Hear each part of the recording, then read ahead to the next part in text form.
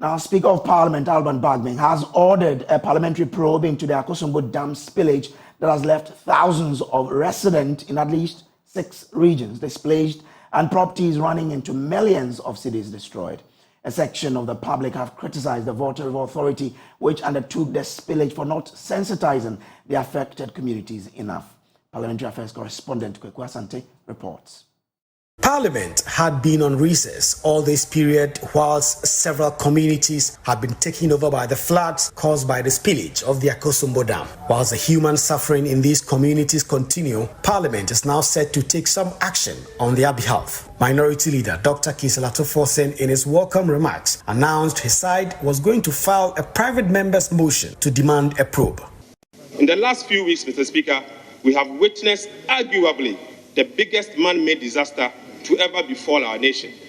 I am referring to the devastation caused by the spillage of the Akosombo Dam by the Volta River Authority. Mr. Speaker, as Minority Caucus, our hearts bleed for all the victims of this man-made disaster, which has rendered several thousands of people homeless and swept away farms, destroyed livelihood of many people in parts of Oti region, Volta region, Eastern region, Greater Accra region, Bono East, Savannah, and Northern regions. Mr. Speaker, the affected communities and regions have yet to recover from the aftermath of this disaster. The conduct of both the government and the Volta River Authority in terms of leading a coordinated emergency response and disaster relief effort leaves much to be desired. Right Honourable Speaker, I conclude by saying that we hereby serve notice that we will present a motion to demand a parliamentary inquiry into the circumstances that led to a man-made disaster of such magnitude. The Majority Leader Oseichi Mensah-Bonsu focused on the politicization of the floods, but insisted the VRA must be brought before MPs to answer questions. The House may have to invite the VRA to brief us on the situation relating to the spillage and all other connected matters. Mr. Speaker, I believe the Minister responsible for water resources and indeed energy as well. It is scary, Mr. Speaker, the extent some Ghanaians, including some MPs, go to politicize every single event in this country. As MPs, one of our core responsibilities is to inform and by that educate the citizenry.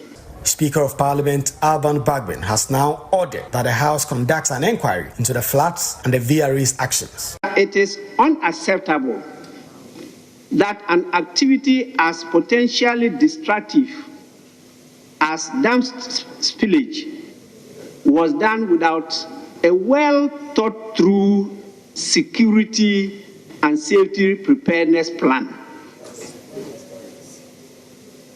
As such, Parliament will take the necessary action to inquire into the matter and make recommendations for the protection of property and lives living along the Volta River and Lake and other settlements along riverbeds. Honourable members, this is a national assignment, and Parliament should be seen to be leading in finding solutions to this somehow perennial problem confronting the nation.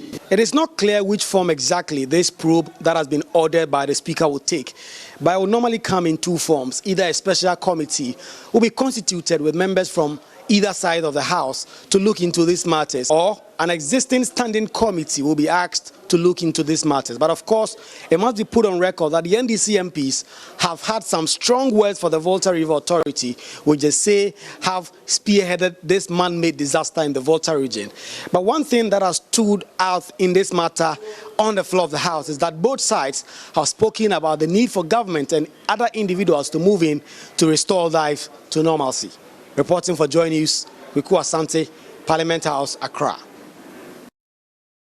By the Member of Parliament for North Tongue, Samuel Okudzeto, who has been calling for this probe for some time now. Grateful to you for joining us. What's your expectation of this probe? And my expectation is that this probe will be thorough. It will be very diligently done. It will be impartial. It will be objective. It will delve into all the matters and bring out the facts. Clearly, in my mind, there has been negligence. A lot is amiss. We were not informed about this village. We have been taken by surprise. It has led to so much destruction, so much ruin, so much devastation. And the consequences have been really telling. It's virtually destroyed our community, it's destroyed life, livelihoods, and it is important that those who have engaged in this negligent conduct are brought to. Well, since you've been calling for this for some time, what do you think must be the focus of the probe itself? The focus must be, how did we get here? How is it that of all the spilling that has happened, 1968, being 2010, this is the only time we are seeing this level of mismanagement, this level of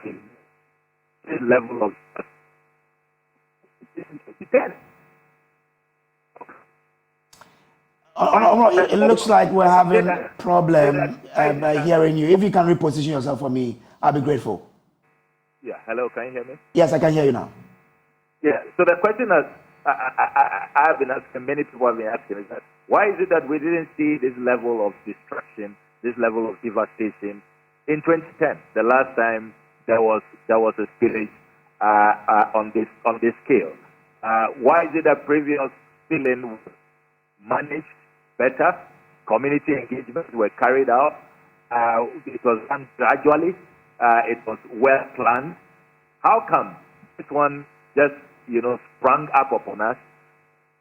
People waited for the last hour and actually engaged in this negligent conduct, which has left so many homes destroyed, so many properties destroyed, livelihoods destroyed. So clearly, a lot is amiss. A lot has gone wrong, and that's where we must start from. Are you suspecting that there was a foul play somewhere, or it's a case of someone not doing his or her job well?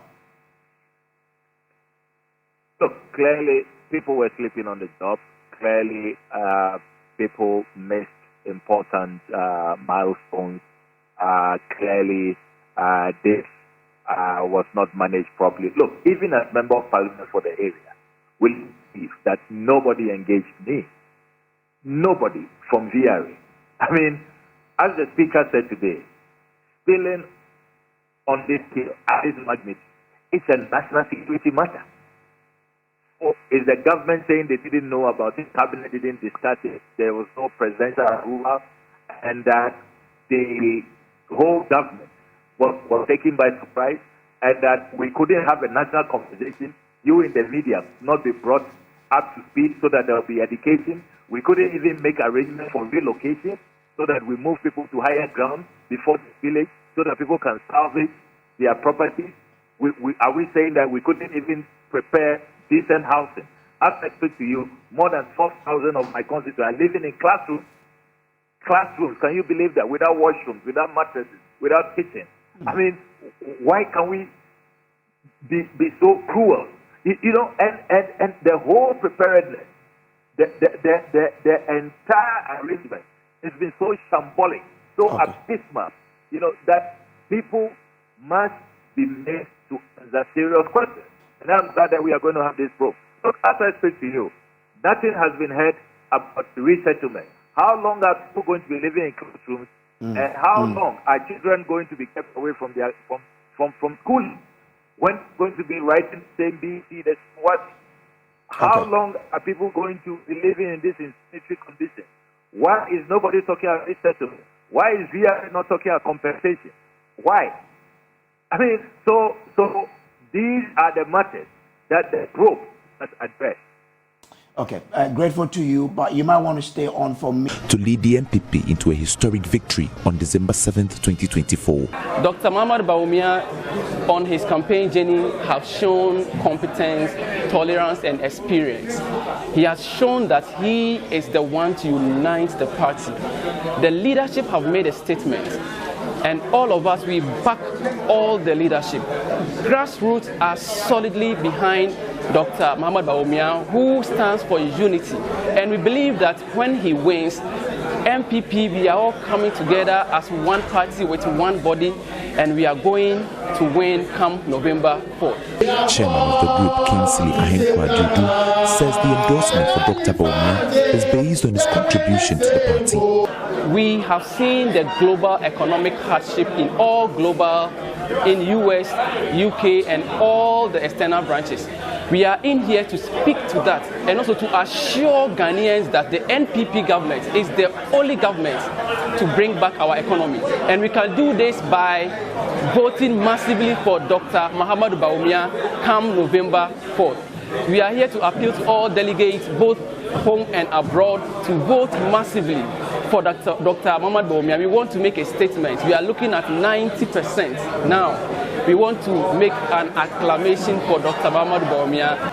Mr. Dudu believes Dr. Bawumia can help the party win the crucial 2024 general elections. We are in to support Dr. Mohamed Bawumia because we believe that Dr. Mohamed Bawumia is the only person to change the economic challenges that we are currently facing.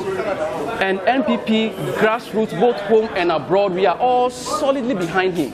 We want to make a statement, and we will all rally behind him come 2024 general election. We are about to make another statement. We see this to be an acclamation. We are united with one voice, and we are going in for Dr. Mohamed Bawumia. In fact, this is not a situation of peer delegates. The grassroots, we are solidly behind him, and we are winning massively come November 4th.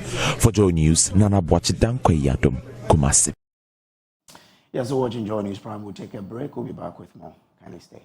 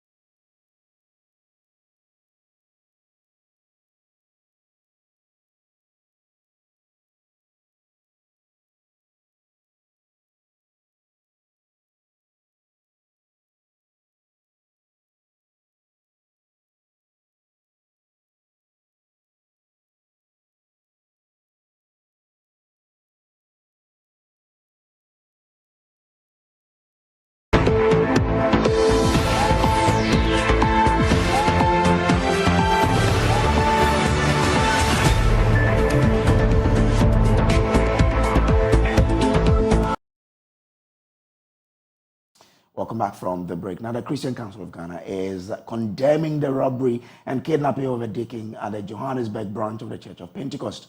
The video of the incident, which has since gone viral, depicts gun-wielding men attacking the church and making away with an unspecified amount of money believed to be the church's donation. Ghana's High Commission in Pretoria, South Africa, says it is working with the Church of Pentecost and the South African Police Service to ensure the speedy and safe release and return of a deacon who was kidnapped on Sunday. Chairman of the Christian Council of Ghana, Bishop Hilliard Della Dogbe, says the incident is unfortunate and has since placed the Christian community on the edge. It's a sad situation and a very unfortunate one, coming all the way from South Africa, where it appears that the church is under siege. We know that it's not something against the foreigners. We've heard of all of these issues from